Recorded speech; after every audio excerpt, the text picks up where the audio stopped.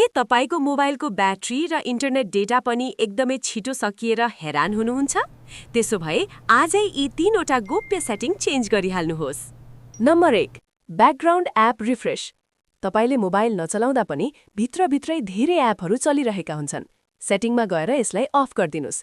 यसले तपाईको डाटा र ब्याट्री दुवैको बचत गर्छ। नम्बर 2, वाइफाई र ब्लुटुथ स्क्यानिङ। तपाईले वाइफाई र ब्लुटुथ बन्द गर्दा पनि ब्याकग्राउन्डमा यसले नेटवर्क खोजिरहेको हुन्छ।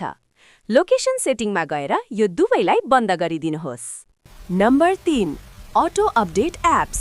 प्ले स्टोरको सेटिङमा जानुहोस् र अटो अपडेट एप्सलाई डोन्ट अटो अपडेटमा राख्नुहोस्। नत्र तपाईलाई थाहै नदिई ब्याकग्राउन्डमा एप्स अपडेट भएर तपाईको सबै एमबी उडाइदिन्छ।